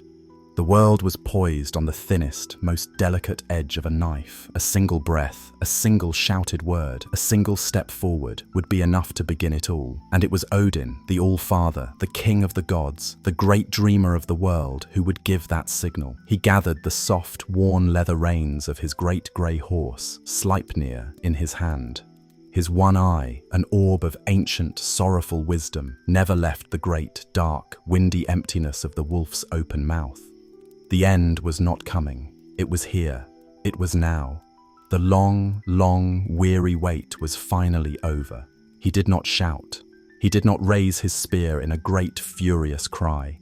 He simply nudged the flank of his magnificent steed with his heel. And Sleipnir, his 8 powerful legs moving in a slow, graceful, impossibly smooth rhythm, began to walk forward. And with that one small, quiet movement, the great silence was broken. Not by a roar of battle, but by a sound like a great, collective exhalation from the entire universe. And the battle of Ragnarök, the final song of the old world, began. It did not begin as a frantic, chaotic clash of steel. It began as a slow, dreamlike, and terrible ballet. The two great armies, the small, shining line of gold and the vast, dark sea of stone and shadow, began to move toward each other. It was like two slow, immense tides meeting in the center of a vast, dark ocean. The sound was not the sharp clang of swords, but a deep, muffled, grinding sound, the sound of stone on steel, of ice on fire, of hope on despair. It was a sound that was happening very far away, even though it was all around. But our story tonight is not about the great, faceless armies. It is about the gods and their final, fated dances. For in the midst of this slow, swirling sea of conflict, the great duels, the ones foretold in all the prophecies, began. Odin, the All-Father, did not turn to face the army of giants. He did not engage the legions of the dead. He continued his slow, solitary ride directly toward the center of the plain, directly toward the great, waiting, open maw of the wolf Fenrir. His 8-legged horse moved with a strange and serene calmness, its hooves making soft, rhythmic splashes in the dark, muddy water. It was not a charge, it was a procession, a final, solemn journey. As he rode, the long, long life of the world seemed to pass before his one eye. He remembered the very beginning in the great empty void of Ginnungagap, when he and his brothers had crafted the world from the body of the first giant, Ymir. They had made the soil from his flesh, the mountains from his bones, the seas from his blood. He remembered looking upon the new, empty world and feeling a great fatherly love for it, a desire to see it filled with life and light. He remembered hanging from the great world tree, Yggdrasil, for 9 days and 9 nights, a spear wound in his side, a sacrifice of himself to himself in order to gain the wisdom of the runes, the secrets of magic and poetry that he had then gifted to gods and men. He felt the phantom ache in his side, a memory of the price of knowledge. He remembered walking the long road to the well of Mimir in the world's youth and willingly, without hesitation, placing his own eye into the water as a pledge, as a price for a single, precious drink from its depths. A drink that gave him cosmic wisdom, the ability to see the threads of fate. He had seen this very day, this very ride in the swirling waters of the well all those ages ago, and he had ridden towards it every day ever since. All the things he had done to build the world, to protect it, to give it meaning and order and beauty, all came back to him now in this final, quiet ride. He was not riding with anger or with fear. He was riding with a deep, profound, and fatherly sadness. His beautiful, flawed, wonderful creation was now coming undone, and his part in the story was to ride into the heart of its unmaking. He drew closer to the great wolf. Fenrir was not a simple beast of flesh and blood. He was a living void, an embodiment of pure, mindless, cosmic hunger. The wind that roared from his open mouth was a wind of pure emptiness, a wind that smelled of nothing. Odin rode toward that great, dark emptiness, his golden helmet the last little speck of light. He raised his spear, Gungnir, the spear that could not miss. But what is there to strike in a being that is pure void? He did not throw it. He simply held it before him, like a king holding his scepter. He reached the edge of the great, dark chasm of the wolf's mouth. He did not try to turn Sleipnir aside. He rode directly forward. And the darkness, the great, windy, roaring emptiness enveloped him. His golden helmet, his shining armor, his great grey horse, his ancient, wise and weary soul, all were taken into the darkness. There was no sound of crushing bone, no cry of pain. There was only a quiet, sudden absence. The light of Odin, the All-Father, the great architect of the worlds, was extinguished. He had been taken into the nothingness. He had become a memory. But the story of Odin's line was not quite over. From the chaos of the battle, a figure emerged, a tall, silent god, his face grim and determined. This was Vidar, another of Odin's sons. He was known as the Silent God, for he rarely spoke, preferring to listen and to watch. But his silence was not one of emptiness. It was a silence of immense, coiled strength. He had watched his father ride into the darkness, and now his own prophesied moment had come. On his foot, Vidar wore a very special shoe. It was a shoe unlike any other. Since the beginning of time, it had been in the making. It was made from all the small, leftover scraps of leather that human shoemakers had cut away when they were making shoes for mankind. Every little trimmed edge, every oddly shaped offcut, all the pieces that were too small to be used, were gathered by some unseen magic and added to the sole of Vidar's shoe. It was a shoe made of the quiet, humble, and patient work of countless generations of humanity. It was a shoe imbued with the resilience and the endurance of mankind. Vidar, the silent god, walked with a steady, heavy tread toward the great wolf Fenrir, who was still roaring his endless, empty hunger into the world. He walked right up to the great gaping mouth, and with a movement of incredible silent power, he placed his enchanted, leather-shod foot down onto the wolf's lower jaw, pressing it hard against the muddy earth. The shoe, filled with the strength of ages, did not tear or yield. Then, with both his powerful hands, Vidar reached up and took hold of the wolf's upper jaw. He did not shout a war cry. He did not make a sound. He simply pulled. With all the silent, pent-up strength of a god whose entire existence had been leading to this one, single, terrible act, he pulled, and the great wolf's jaw was ripped asunder. The roaring wind of emptiness was silenced, the great hunger was ended, and the colossal, dark form of Fenrir, the living void, collapsed into a heap of lifeless shadow and fur, its threat to the universe finally, quietly, and completely neutralized. Vidar stood over the body for a moment, his breath misting in the air, his duty done. His father had been avenged. At the same time, in another part of the great, swirling, dreamlike battlefield, the god Thor, Odin's mightiest son, had finally met his own ancient foe. He had not charged wildly into the fray. He had walked, his hammer Mjolnir held loosely in his iron-gloved hand, directly toward the place where the great head of the Midgard serpent, Jormungandr, swayed back and forth like a mountain in a slow earthquake. This was not just a battle for Thor. This was personal. This was the final chapter of a story that had been weaving through his entire life. He remembered, as he walked, their first strange meeting. He had been in the hall of the giant king Utgarda Loki and had been challenged to lift the king's great grey cat from the floor. He had strained with all his immense, godlike strength, but had only been able to lift one of the cat's paws from the ground. He later learned, with a slow, grudging respect, that the cat had been no cat at all, but the Midgard serpent itself, magically disguised, and that his act of lifting its paw had been so mighty that it had actually lifted the serpent, and with it, the very edge of the world, terrifying all who saw it. And he remembered the other time, the time he had gone fishing for the great beast. He had gone out onto the ocean with the giant Hymir and had used the head of a great ox as bait on a huge, strong fishing line. He had felt the mighty tug on the line and had pulled, his feet breaking through the bottom of the boat as he braced himself against the floor of the sea itself.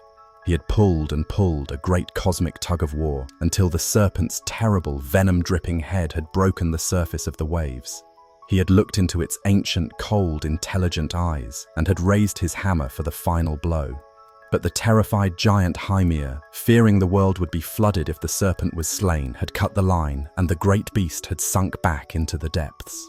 Thor had never forgotten. He had never forgiven the giant, and he had never forgiven the serpent for escaping him. Now there was no line to be cut. There were no tricks. There was only him and the serpent and the end of the world. He stood before the great swaying head, dwarfed by its immense size. The serpent hissed, a sound like 1,000 storms, and lunged, spraying its black, burning venom. Thor, with a speed that defied his great size, dodged and brought his hammer, Mjolnir, crashing down onto the serpent's massive skull. The sound was not a sharp crack, but a deep, booming, resonant thud, like a mountain falling onto another mountain. The serpent roared in pain and fury and thrashed its immense body, causing great tidal waves of mud and black water to sweep across the battlefield. Thor stood his ground, a rock in the churning sea, and struck again and again. Thunder rolled across the dark sky, a real and terrible thunder now, called forth by the power of the hammer. Lightning, brilliant and white, arced from Mjolnir's head with every blow, illuminating the terrible cosmic struggle in stark, flashing moments of light and shadow. Finally, with one last immense, desperate cry that was half roar and half sob, Thor put all of his strength, all of his history, all of his divine power into one final mighty blow. He brought the hammer down with the force of a falling star, and the great serpent's skull was shattered. The immense body, miles and miles long, went limp. It thrashed one last time, a great, convulsive shudder that shook the very foundations of the dying world, and then it fell, crashing down into the dark waters, dead. Thor had won. His life's greatest enemy was defeated. He stood there, breathing heavily, his body spattered with black venom and the serpent's dark blood. He felt a moment of grim, weary triumph. He had done it. He had protected the worlds, even at the very end. But during the great battle, he had been sprayed with too much of the serpent's deadly poison. He felt it now, a cold fire spreading through his veins, a deep and unbeatable weariness settling into his bones. He turned away from the dead serpent and tried to walk back toward the center of the battle. He took one step, and another. He managed to take 9 steps, a slow, stumbling, final walk. With each step, his strength failed him a little more. His last thoughts were of his family, of his wife Sif with her golden hair, of his strong sons Modi and Magni who would inherit his hammer, of his Hall Bilskirnir, and of the world of men he had so loved to protect. And on the 9th step, his great heart finally stopped. He fell to his knees, and then forward onto the poisoned, muddy earth, his hammer Mjolnir falling from his grasp with a soft, final thud. The great thunder god was no more, and all around these great fated duels the larger battle raged on, a slow, dreamlike tide of steel and stone. The shining Einherjar, the greatest heroes of humanity, finally met their ancient foes, the giants of Jotunheim. It was a battle of opposites. The quick, skillful, human-sized warriors against the slow, immensely strong and durable giants. The sounds were distant and muffled, the clang of an axe on stone, the deep groaning sigh of a giant falling. There were no individual acts of heroism that could be seen in the vast, swirling chaos. It was simply a great, slow, impersonal clash of 2 immense forces, a golden tide of courage washing against a dark cliff of stone, both sides slowly, inexorably, wearing each other away into nothingness. In the midst of this grand, slow chaos, the other fated duels were also finding their quiet, personal conclusions. Freyr, the beautiful god of summer and peace, made his way through the battle, his antler held firmly in his hand. He was not looking for an easy fight. He was looking for the brightest, hottest, most terrible thing on the field. He was looking for Surtur. He found the fire giant king standing in a circle of melted, glassy earth, his great sun-bright sword pulsing with heat. Freyr did not hesitate. He walked forward to meet him. As he walked, he did not think of his own death. He thought of the world he had loved. He remembered the feeling of the warm sun on his face, the scent of fresh rain on a summer field, the taste of a ripe apple just picked from the tree. He remembered the joy of seeing the crops grow tall and golden, and the peace of a world in its most beautiful season. He thought of his love, the giantess Gerda, and the great price he had paid for her hand, his own magical sword. And he felt no regret. A world without love, he thought, would not have been worth defending anyway. He faced the immense burning figure of Surtur. The heat was so intense it was like standing at the mouth of a volcano. He raised his antler, a small, organic, beautiful thing against the pure, elemental fire of the great sword. The battle was short. It was not a battle at all, really. It was an ending. Freyr, with a final, defiant cry of love for the world he was losing, was consumed by the light, absorbed into the flame. His gentle, peaceful soul was extinguished, a final, beautiful summer day, yielding to the inevitable, all-consuming fire. Elsewhere, another quiet, balanced ending was taking place. Tyr, the one-handed god of justice, finally found his own fated opponent. The great hound of hell, Garma, a creature of pure, snarling darkness, bounded out of the mist to meet him. Tyr saw the beast not with hatred, but with a sense of grim rightness. This was balance. Long ago he had bound the wolf, a child of chaos. Now he would face the hound, a creature of the underworld's grim order. It was a perfect, terrible symmetry. Their fight was a blur of righteous steel and shadowy claw. Tyr, with his one remaining hand, was a master swordsman, his movements precise and deadly. Garma was a whirlwind of savage, dark fury. In the end, they were a perfect match. Tyr drove his sword deep into the hound's heart, and at the very same moment, the hound's great jaws closed upon the god's throat. They fell together, a final, quiet, and perfect balancing of the scales. The god of law and the beast of the underworld had cancelled each other out completely. And finally, the most personal of all the duels. Heimdall, the Watcher, the guardian of order, the god whose horn had begun this final day, stood facing his oldest and most bitter enemy. Loki, the schemer, the catalyst, the agent of chaos. For eons, they had been opposing forces. Heimdall, the stoic, loyal sentinel. Loki, the witty, restless, boundary-breaking trickster. Theirs was a rivalry born at the very foundation of the world. Now, it would end. Their fight was not a clash of epic strength, but a bitter, weary, and personal struggle. It was like the final, exhausted moments of a debate that had lasted for thousands of years. Every blow was a final argument. Every parry was a last rebuttal. They were so evenly matched, their hatred for each other so perfectly balanced, that neither could gain an advantage. They fought their way across the muddy field, two gods locked in a final, deadly embrace. And in the end, like so many others on this day, they achieved a perfect, tragic equilibrium. They managed, in their final, desperate moments, to kill each other. The guardian of order and the agent of chaos fell together.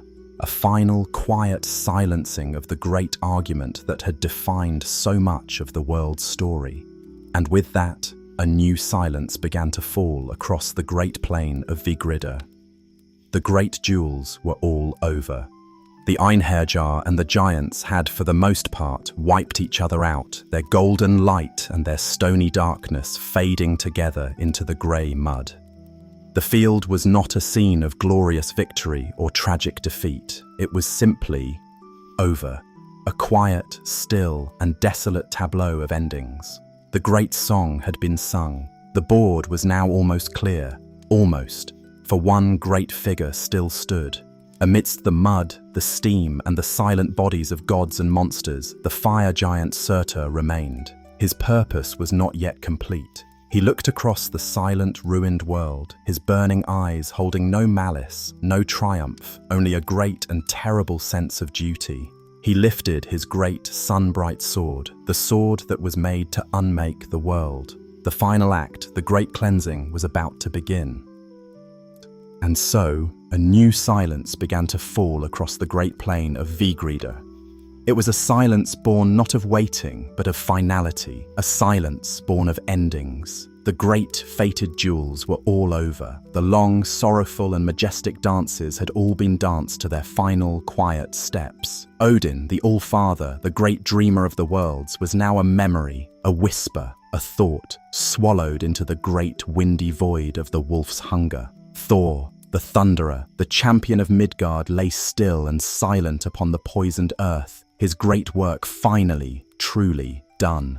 Freya, the beautiful king of summer and gentle rain, had become one with the cleansing flame, his loving heart a final, warm pulse in the growing light. Tyr, the just, the god of the unbreakable oath, and Heimdall, the watchful, the guardian of the bridge of light, had both found their perfect, final, silent balance with their dark, shadowy counterparts. Loki, the clever catalyst, the restless heart of change, was still and silent at last. The great wolf's cosmic hunger was ended, and the world serpent's immense coiling body lay still and dead in the dark, churning water, its long reign of encircling the world finally over. The shining, golden army of the Einherjar, the bravest souls of all humanity, and the stone-hearted, ancient host of the giants, had worn each other away into nothingness. their golden light and their stony darkness fading together, mingling in the grey, trampled, and sorrowful mud. The great and terrible song of battle was over. The field was not a scene of glorious, triumphant victory or of tragic, heartbreaking defeat. It was simply finished. A quiet, still, and deeply desolate tableau of endings. The long, complex, beautiful, and sorrowful story of the gods of Asgard, with all its adventures, all its loves, all its mistakes, had been told to its very last quiet word. The great cosmic board was now almost clear. Almost. For one great, final figure still stood. Amidst the mud and the steam and the silent, sleeping bodies of gods and heroes and monsters, the fire giant Surtur remained. His purpose, the purpose he had been created for in the fiery mists at the beginning of time, was not yet complete. He stood there, a towering pillar of white-hot, silent, intelligent flame, and he looked across the silent, ruined world. His burning eyes, which had witnessed the birth and death of stars, held no malice, no triumph, no anger, no joy. There was only a great and terrible sense of duty, the quiet, unshakable focus of a master craftsman with one last, important and beautiful task to perform. He lifted his great, sun-bright sword, the sword that was made not to conquer, but to unmake the world. The final act, the great, gentle cleansing, was about to begin. He did not swing the sword in a great, furious, destructive arc. That was not its purpose. He simply raised it high, high above his head, and its brilliant, impossible light grew and grew, a blossoming flower of pure energy, until it outshone the memory of the old, tired sun, until it filled the entire, vast, starless sky with a clean, white, silent, and peaceful fire. And then, with a movement as gentle as an exhalation, he let that fire loose. It was not a chaotic, raging wildfire that consumes and blackens. It was a gentle, inexorable, and deeply systematic cleansing. A soft, silent wave of pure, white, radiant heat flowed out from him, spreading like a slow, warm tide across the plain of Vigrida. It touched the still forms of the fallen gods and heroes, and they did not burn in some terrible pyre. They simply dissolved, their physical forms unwinding, turning into faint, shimmering motes of golden light that drifted up into the warm, bright air and were gone, their stories now complete. It touched the great, broken bodies of the giants and the monsters, and they too vanished, returning peacefully to the elemental stone and shadow and ice from which they were first made, their long, chaotic dream now over. The fire cleansed the battlefield of all its sorrow, all its violence, all its struggle, leaving only smooth, black, glassy, obsidian earth behind, a perfect, clean and empty canvas. And the fire kept spreading. It flowed out from the great plain with a quiet, humming, sighing sound, a wave of absolute purification moving with a slow and deliberate pace across the face of the dying world. It flowed over the vast, white, silent lands of Midgard, and the last of the deep, heavy snows from the long Fimbul winter did not melt into messy slush. They simply vanished, turning instantly into a clean, warm steam that rose to join the clouds. The great, dead, silent forests did not burn with a crackle and a roar of destruction. They simply turned to fine, white, weightless ash that drifted away on the hot, gentle wind, leaving no trace, no scar upon the land. The mountains themselves, the old, stony, weary bones of the earth, grew soft in the intense, pervasive heat. Their sharp, jagged, angry peaks, worn down by ages of wind and sorrow, rounded and smoothed and melted like wax until they flowed down into glowing, gentle, slow-moving rivers of pure, orange, liquid rock. The fire flowed out over the great, dark, poisoned ocean. The waters hissed and bubbled and boiled, not with a violent fury, but with a deep, calming, simmering sound, like a great kettle on a hearth. Vast, billowing, clean clouds of pure, white steam rose high, high into the upper air, washing the last of the serpent's black venom from the atmosphere, purifying the very air the world had once breathed. The fire was not just destroying the old world, it was healing it. It was sterilizing it. It was washing it clean of all its hurts, all its wounds, all its mistakes, all its long, sad, complicated history. It was a final, loving act of erasure, a great and gentle forgiveness.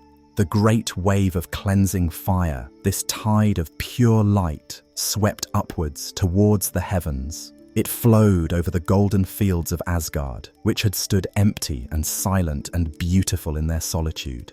The great, magnificent halls, Valhalla and Gladsheim, Fensalir and Bilskirnir, did not collapse into ruin and rubble. They simply dissolved in the pure, white light, their golden timbers and their silver roofs, their carved pillars and their woven tapestries, turning back into the memory of light and magic from which they had first been built.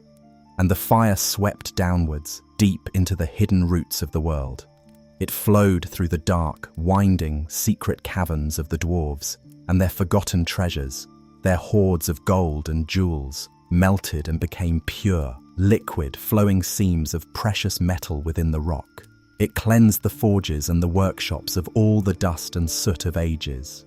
It flowed through the misty, grey, sorrowful lands of Helheim, and the last, pale, weeping shades of the dead, who had lingered for so long in their twilight of memory, felt the gentle warmth. They looked up, a faint, peaceful smile on their translucent faces, and they sighed, and they let go, and they became one with the gentle, cleansing, all-welcoming light. The great world tree, the mighty ash Yggdrasil, which had stood through all the ages as the pillar and the axis of the cosmos, now stood in the very heart of the great, white, silent, universal fire. Its billions of leaves, each one a story, turned to a soft white ash and drifted away. Its great, ancient branches of wood, which had held the weight of worlds, now glowed with a soft, internal, silvery light, like the filaments in a great cosmic lamp. And its three deep, world-binding roots, which had been gnawed at by dragons and had tasted the waters of wisdom and fate, were finally cauterized and made clean and whole. The entire cosmos, all of the 9 worlds, from the highest heavens to the deepest underworld, were now held within a single, silent, peaceful, and all-consuming flame. Everything was being unmade. Everything was being returned to its simplest, purest, most essential form: light, energy, memory. And when the fire had burned everything that could be burned, when all the world was nothing but clean, glowing, glassy rock and pure, white, swirling steam, the final stage of the demolition began. The waters of the great, boiling, global ocean, which had risen in the time of the serpent, now began to claim the last remnants of the land. The world, now cleansed and purified and at peace, began to sink. Slowly, gently, inexorably, the glowing, glassy, new-formed continents submerged beneath the warm, churning, steaming waves. The last molten peak of the last melted mountain disappeared beneath the surface with a soft, final, quiet sigh, like a sleeper pulling a warm, watery blanket up over their head. And then there was silence. A silence more profound, more complete, more absolute than any that had come before. There was no land. There was no sky, only a great, thick, warm, peaceful shroud of pure white steam. There was only a vast, dark, global ocean, churning slowly, peacefully, under its own immense, gentle heat. The world had been unmade. The system had been shut down and cleansed. The long, complex, beautiful, and sorrowful story of that cosmic age, with all its gods and all its glories, had been brought to a complete, quiet, and peaceful close. The great, empty, potential-filled void of Ginnungagap, the primal emptiness that had existed before the beginning of all things, had, in a functional and peaceful sense, returned. Here, in this quiet, warm, empty, watery darkness, the story could have ended. It would have been a perfect, clean, and peaceful ending. A return to the stillness, the dream time from which all things first came. A great and final, well-earned rest. But a lullaby is not just a song of sleep. It is also a quiet, gentle promise of waking. And so, after a long, long, peaceful time, after an age of quiet, watery, dreamless slumber, a new stirring began. The great dark ocean, its waters now cool and clear and pure, began to calm. The thick, white, endless clouds of steam began to thin and to rise and to part like a curtain being slowly, gently drawn. And slowly, so very slowly, a new world began to emerge from the water. It was not the old world, scarred and wounded, being brought back to life. It was a new world, a fresh world, a green world, full of a quiet, gentle, and unspoken promise. The land rose from the sea, not as jagged, angry, rocky continents, but as soft, rolling, verdant green hills. The earth was fertile and rich and dark, untouched by sorrow or by steel or by poison. Rivers of pure, clean, sweet water, clear as glass, began to flow through the new valleys, and their gentle, chattering, burbling sound was the first new music in the quiet, listening world. And in the sky, a new light appeared, a new sun. It was the beautiful golden daughter of the old sun, a young, gentle, and somewhat shy sun who had been hidden away, kept safe and secret during the great cleansing. Her light was not as fierce or as proud or as hot as her mother's had been. It was a soft, warm, and hopeful light, the light of a beautiful new morning, a light that promised gentle warmth and steady growth, not great drama. And on this new, green earth, under this new, gentle sun, life began again. Not with a great, furious, explosive burst of creation, but with the quiet, steady, inexorable growth of the new grass, the gentle, patient unfurling of the first new, tender leaves on the first new young trees. And in a high, sunlit, grassy meadow, a place where the golden halls of Asgard had once stood, a place that was now called Idavola, the shining plain, a small group of figures appeared, as if they had simply woken up from a long and refreshing sleep. Some of the gods had survived, not the great kings and the mighty, famous warriors of the old world. Their story was over. These were the quiet sons, the next generation, the inheritors. There was Vidar, the silent god, who had avenged his father, and whose great shoe was now just a shoe. And with him was his brother, Vali, a god of the eternal light. And there were Modi and Magni, the strong and courageous sons of Thor. Their names meant wrath and strength, but their hearts were now calm and peaceful. Between them, they carried their father's great hammer, Mjolnir, which had been found, lying safe and sound and unharmed in the new green grass. It was no longer a weapon of war, but a tool for building, a sacred relic, a symbol of strength and protection for the new world. And two others came, walking up from the underworld, which was no longer a place of sorrow, but simply a quiet, peaceful, subterranean land. It was Balder, the beautiful, the gentle, the beloved god of light, whose tragic death had been the first great sign that the old world was growing tired and sad. And with him, his hand resting gently on his shoulder, was his brother, Herder, the blind god who had accidentally killed him so long ago. All the old hurts had been washed away in the great cleansing, and he was now forgiven, his sight now clear. They were all together now, a small, quiet family of gentle, second-generation gods, their faces holding not the memory of a great battle, but the quiet, hopeful glow of a peaceful future. They sat together in the new green grass, in the warm, gentle light of the new sun, and they found, scattered in the grass, the small, golden, chess-like playing pieces that the gods of old had used in their halls. And they began to speak, quietly, of all the things they remembered from the world before, and all the new, better things they would build in this new, green world. And somewhere, in a deep, quiet, sun-dappled wood that had been sheltered from the great fire and the great flood, perhaps a living, breathing part of the great world tree Yggdrasil itself, two human beings had also survived. They were not a great king and a powerful queen, or mighty, famous heroes. They were just a man and a woman. The man was named Leif, which simply means life, and the woman was named Leifthrasyr, which means she who is determined to have life. They had slept through the end of the world, hidden and safe in the wood's heart, sustained only by the sweet morning dew that fell upon the leaves. And now they walked out into the new, green, empty world, hand in hand, blinking in the gentle sunlight. They were the new Adam and the new Eve, the quiet, humble, and hopeful parents of all the generations of humanity that were to come. And so our story is over. Thank you for spending this quiet time with me tonight. I hope the long tale of the world's twilight and gentle rebirth has given your mind a peaceful, winding path to walk upon. A path that has led you far, far away from the worries and the noises of the waking world. There is nothing left to do now, nothing left to think about. The gods are at peace, the world is new and green, and all is quiet. Let the last echoes of the story fade away like ripples on a still, dark lake. All that matters now is your own rest, the gentle weight of the blankets upon you, the soft pillow beneath your head, the slow, easy rhythm of your own breathing, in and out, in and out.